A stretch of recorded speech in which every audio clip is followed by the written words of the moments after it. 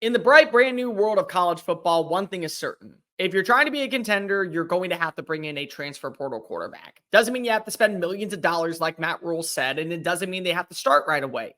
But you need veteranship and experience on your roster to be a legit contender. And that seems to be the plan for LSU as they have added in Vanderbilt QB AJ Swann. Let's talk about it.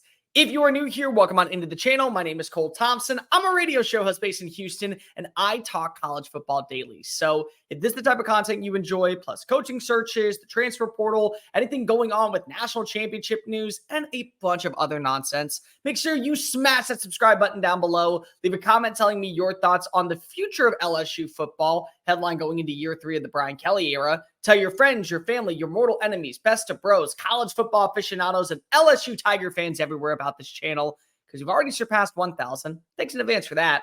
But we're on the race to 5,000, then 10,000, then 50,000, and ultimately 100,000 plus. And ladies and gentlemen, I think you know we're going to get there. So jump on in while the water's fine. Give me a follow on social media at Mr. Cole Thompson. That way, the conversation of college football never has to stop flowing. AJ Swann.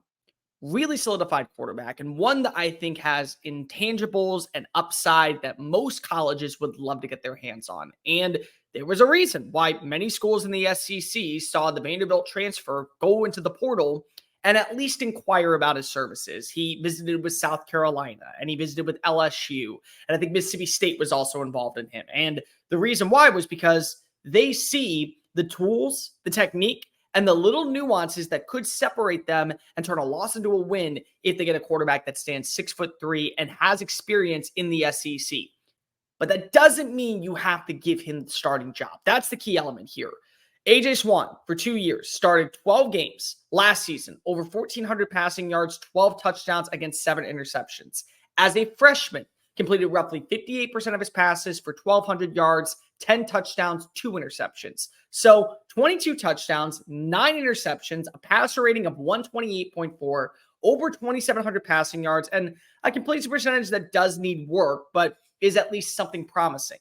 The reason why a guy like AJ Swann wasn't working at Vanderbilt is because it's Vanderbilt, plain and simple. There's no other way to put it. The Commodores do not care about football in the same light as other programs like Georgia or LSU or Alabama. And the resources might be bold and bright in Nashville when it comes to the football, when it comes to the baseball facilities or basketball complex, but it's not there for football.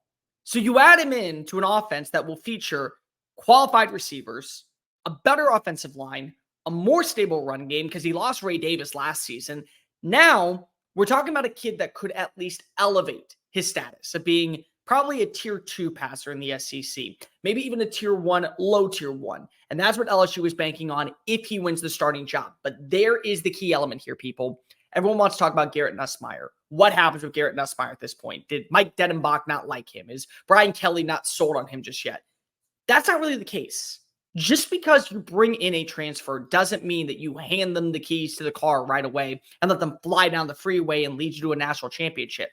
They still have to win the starting job, and this happens more often than not than we give credit for. So if Swann learns Denenbach's offense extremely well and quick, then maybe he is the right guy. But if Nussmeier is the actual leader in charge in the locker room, commands excellence in the huddle, and shows Brian Kelly and everybody on staff, I'm supposed to replace a Heisman Trophy winner in Jayden Daniels, then he's going to be the starter.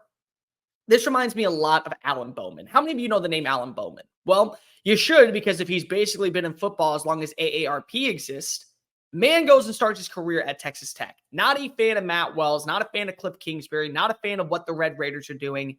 So he leaves and he goes to Michigan. And at Michigan, many people believe that he is going to be the starter until J.J. McCarthy is ready. But never forget, they had a kid on campus. His name was Cade McNamara. McNamara won the starting job because he looked better in practice. He did better with the receivers. He had a more seasoned relationship with Josh Gaddis and with a bunch of other people that were on staff. And ultimately, he led the Wolverines to a Big Ten title. He led Michigan to a college football playoff appearance. And then the next year, we all know what happened. J.J. McCarthy comes in and becomes basically Jim Harbaugh's favorite son, the prodigal son of Ann Arbor, and Alan Bowman's kind of thrown to the wayside, and now he finishes his career at Oklahoma State, leads them to a Big 12 championship. Not really. Ollie Gordon did most of the heavy lifting, but that was a kid that many people thought goes to Ann Arbor, experience in the Big 12, understands concepts and how to run a pro-style offense. He's going to win the starting job. And he threw like 10 passes during his time when he was there. That could be the case for AJ Swann. And you want this kid here because if you don't have Walker Howard anymore. So just in case of injuries or concerns that come with lackluster performances, or you get a concussion or you're sick, you need to feel comfortable with your backup. And Walker Howard going into year 3 in Baton Rouge probably gives you that advantage where Garrett Nussmeier gets hurt or Garrett Nussmeier isn't feeling well or production is minuscule and you have to make that switch. Well, now you're looking at either a redshirt freshman or Colin Hurley, who was just a part of your recent recruiting class. Neither one of them are ready to strap it up in the SEC. You're out of your mind if you think that a quarterback coming from high school to the collegiate level is about ready to take on SEC level defenses. And LSU, their goals are not changing. The expansion of the college football playoff is going to open up more avenues for teams that don't have a shot at playing in Atlanta or in Indianapolis or in Las Vegas or in Charlotte or wherever your major conference championship game is to still play for a shot at the national title. And LSU, I can tell you this much, they're going to be built, they're going to be bred, and they're going to be ready and foaming at the mouth for the opportunity to beat up on Ole Miss, to beat up on to beat up on Texas A&M, beat up on every program that comes in their path on the way to hopefully making it to the college football playoff. So you have to have stability at the quarterback position. That's why you go get an AJ Swann.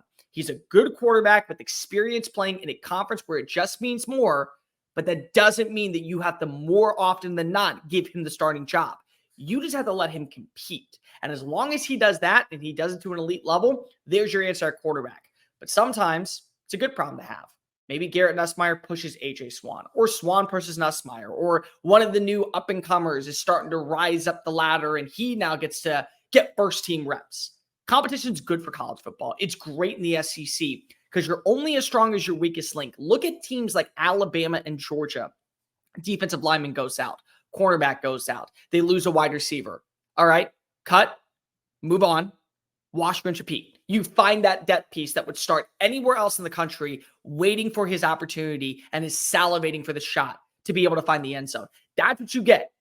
LSU wants to be that way. LSU can be that way. LSU has the right guy leading the charge in Brian Kelly. They have a good offensive schematic standpoint. They were number 1 in the country at scoring this past year. So don't tell me that just because the defense couldn't hold a block doesn't mean that they're a bad team.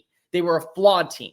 Now you're fixing one of the flaws by adding in depth at the quarterback position and maybe getting a 2-year starter in the process. It's a solid move by LSU. It's a great fit, I think, for what you want with AJ Swann. And Swann could end up be singing a song about himself if he leads LSU to the national championship. Hey guys, thank you so much for watching that video. Don't hit the X button yet. Make sure you hit subscribe to keep up with all of our daily content found on Just Saying It and anything else that we post on this channel. Bye.